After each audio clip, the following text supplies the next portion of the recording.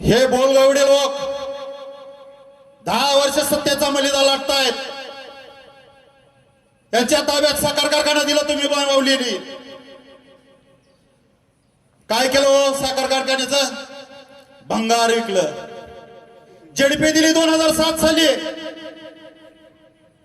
काय केलं? जिल्हा परिषद दादा राज्यामध्ये 1 नंबरची असलेली जिल्हा परिषद आपली, यानी या जिल्हा परिषद मध्ये काही शिल्लक ठेवलं नाही। त्याच पद्धतीनं नगरपालिकेमध्ये देखील यांना सत्ता दिली। नगरपालिकेवर काही कोटींचं 100 कोटींचं देणं करून ठेवलं।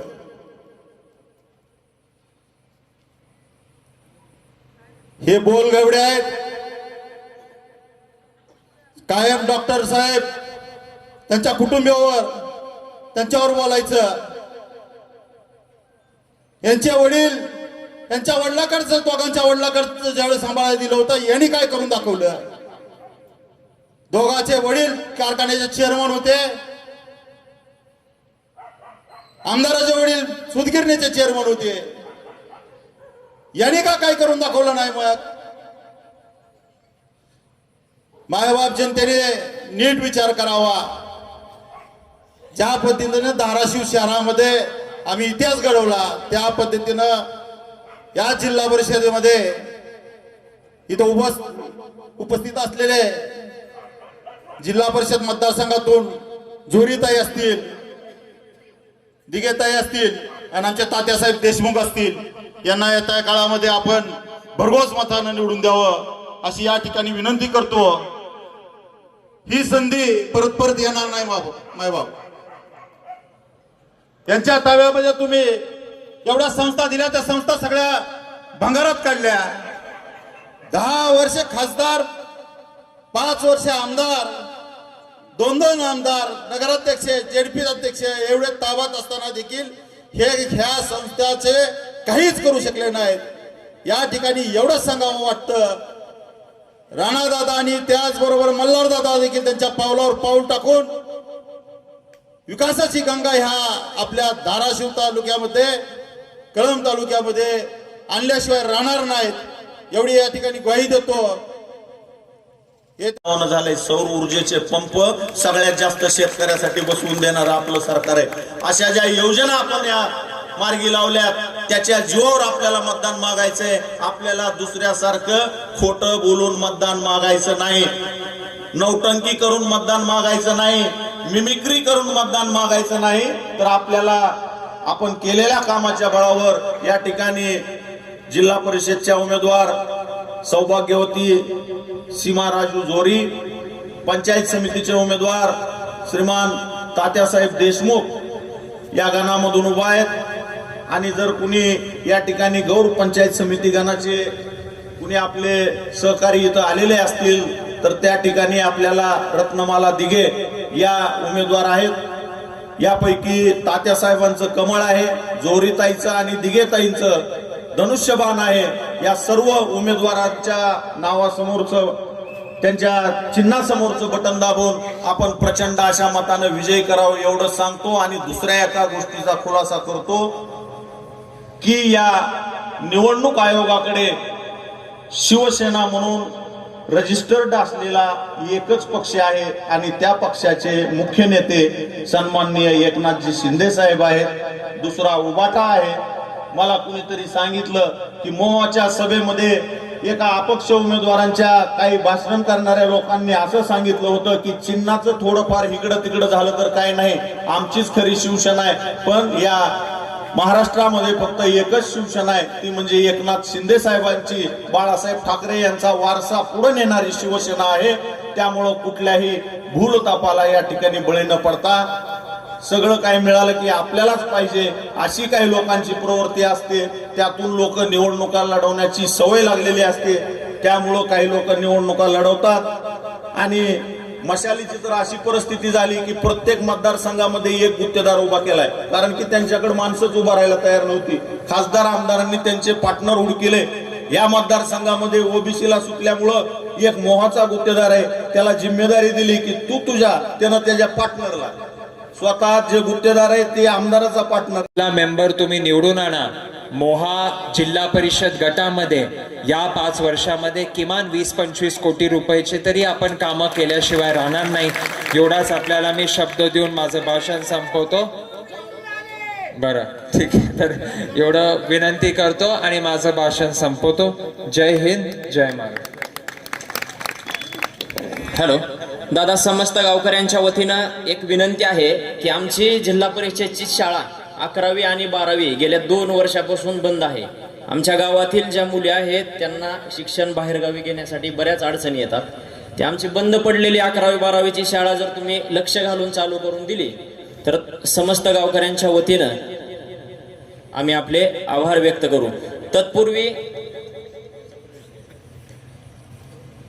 श्रीराम आबा वाघमारे, आसराम आबा वाघमारे, माजी सरपंच बाबळगाव यांचा भारतीय जनता पार्टी सन्माननीय राणादादांच्या नेतृत्वावर विश्वास ठेवून सन्माननीय मल्हारदादांच्या हस्ते आज आपल्या दहिपळचं ग्रामदैवत खंडेश्वरीच्या साक्षीनं या ठिकाणी भारतीय जनता पार्टीमध्ये त्यांचा पक्ष प्रवेश सोहळा या ठिकाणी संपन्न होत आहे.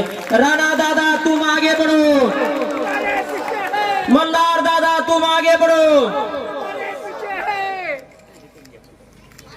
तत्पूर्वी एक निरेटिव्ह दादा आमच्या दहिपळमध्ये, सर्वांची माफी मागतो, मला फक्त 1 मिनिट वेळ द्या. एक नरेटिव्ह फेक असा दहिपळमध्ये पसरव. स्वर्गीय अजितदादा यांना तुमच्या सर्वांच्या वतीने, गावकऱ्यांच्या वतीने मनापासून आदरांजली वाहत मोहा जिल्हा परिषद गटाचे महायुतीचे आपले उमेदवार जोरीताई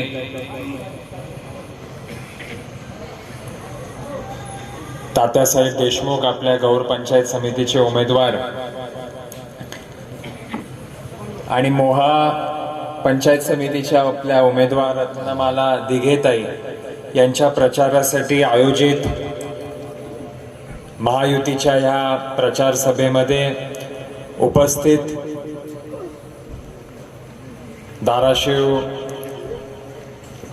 शहर भारतीय जनता पक्षाचे अध्यक्ष व सभागृह नेते अमितभाई शिंदे, माजी नगराध्यक्ष सुनील तात्या,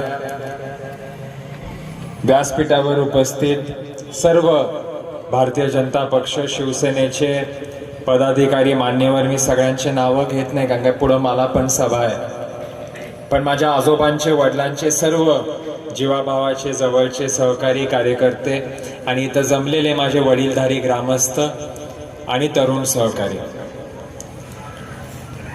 खरं म्हणजे अतिशय या दुःखाच्या प्रसंगातून सावरत असताना प्रचार किंवा सभा घेणं हे मला पण किंवा माझ्या वडिलांना पटत नव्हतं. पण आज आपण निवडणुकीला सामोरं जात आहोत. निवडणुकीमध्ये आपल्याच कुटुंबातले सदस्य निवडणूक लढवत असल्यामुळे त्यांचा प्रचार करणं हे गरजेचं आहे. म्हणून आज मी आपल्या समोर मतदान करण्याच्या विनंती करण्यासाठी मी आज इथं उपस्थित आहे.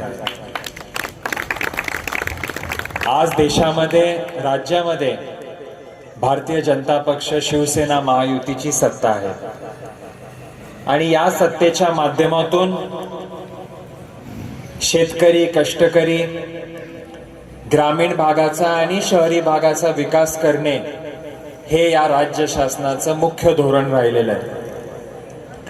आणि या धोरणाच्या अंतर्गत आपल्या जिल्ह्यामध्ये सर्वाधिक निधी मिळवून देण्याचं काम हे आदरणीय राणादादांच्या माध्यमातून आपल्याला शक्य होत आहे. 2014 ते 19 राणादादा ह्या मतदारसंघाचे आमदार राहिलेले. त्या काळामध्ये पण विरोधी पक्षात असून पण जास्तीत जास्त कामं आणि निधी आपल्या परिसरासाठी मिळवून देण्यासाठी त्यांनी कष्ट घेतले. आज तर आपण सत्ताधारी पक्षात आहोत. दादा हे मुख्यमंत्र्याच्या अतिशय जवळचे आणि राज्य शासनाची जास्तीत जास्त निधी खेचून आणायची धमक आपल्या नेत्यामध्ये आज आहे. सांगायचा हेतू हा आहे की कळंब गेले 2019 पासून हे 7 वर्ष आपला तालुका अतिशय दुर्लक्षित झालेला आहे. इथून निवडून दिलेल्या लोकप्रतिनिधीला आपल्या दहिफळ गावाचा असेल या परिसराचा असेल काहीच देणं घेणं नसल्यामुळे इथं 1 रुपयाचा पण नवीन निधी किंवा नवीन कामं झालेले नाहीये. हे आपल्याला ओळख पुसून काढायची आहे.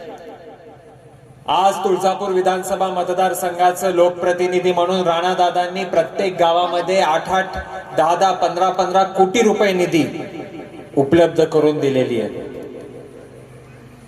आपल्याला आपल्या दहिफळसाठी आपल्या या गटासाठी अशाच पद्धतीने जास्तीत जास्त निधी आणि विकास कामं आपल्याला इथं खेचून आणायचं आहे, खर्च करायचा आहे. त्यासाठी तुमचा निवडून आलेला सदस्य हा सत्ताधारी पक्षाचा असणं अत्यंत गरजेचं आहे.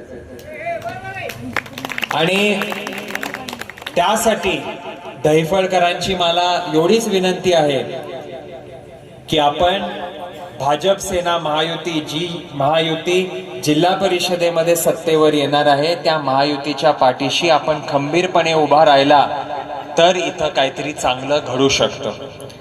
राणादादांच्या माध्यमातून कळंब तालुक्याला सर्वाधिक निधी येणाऱ्या काळामध्ये आपल्याला मिळवून द्यायचा आहे. कळंबमध्ये आज इतकी अतिशय बिकट परिस्थिती आहे रस्त्यांची, इतकी बिकट. मी पण इथं दादा आमदार असताना माझे प्रचार व्हायचा, मी फिरायचो, आपण तेव्हा निधी आणायचो, काम करायचो. पण आता गेले 7-8 वर्ष अक्षरशः भयानक परिस्थिती गावोगावी ही निर्माण झालेली आहे. ह्याच्यावर कारणीभूत कोण आहे हे तुम्ही सुज्ञ नागरिक आहात, मला काही वेगळं सांगायची गरज नाहीये. पण हे समजा आपल्याला बदलायचं असेल, आपल्याला बदल घडवायचा असेल तर आपल्याला राणादादांवर विश्वास ठेवत भाजप सेनेच्या आपल्या उमेदवारांना प्रचंड मताने निवडून देणं गरजेचं आहे. राज्य शासन किंवा जिल्हा परिषदेची निधी मिळवून द्यायची असेल तर दादांशिवाय पर्याय नाहीये.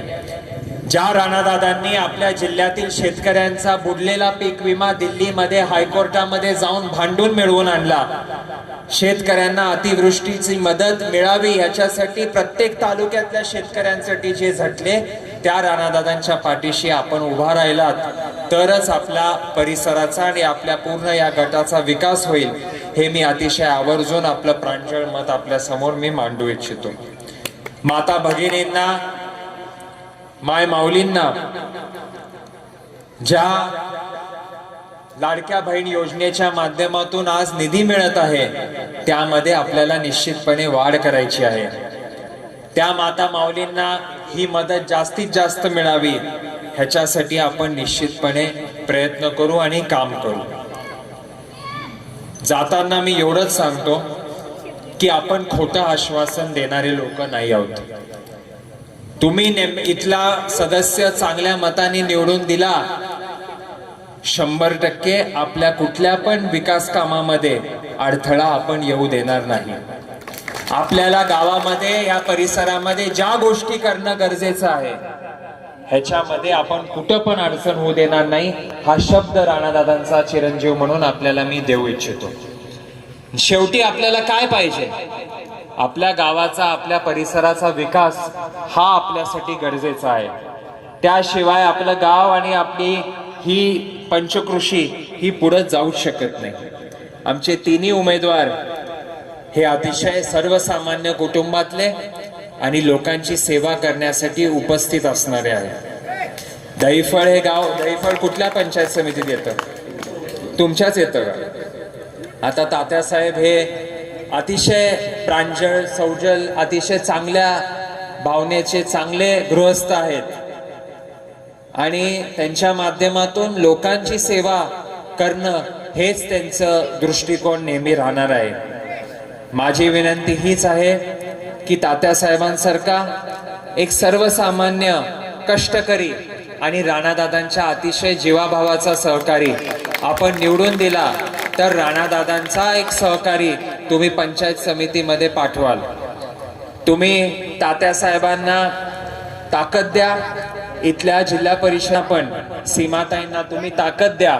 100% माझ्या दहिफळकरांच्या कुठल्या पण अडीअडचणीमध्ये आम्ही सोबत राहू, मदत करू, हेच मी आपल्याला अजून काय मुद्दा मला बोलायचा आहे? गावातला कुठला विषय अजून?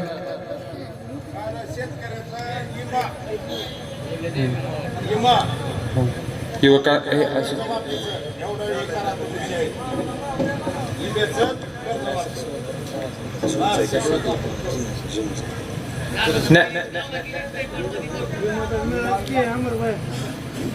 जिम कुठलं? Open gym.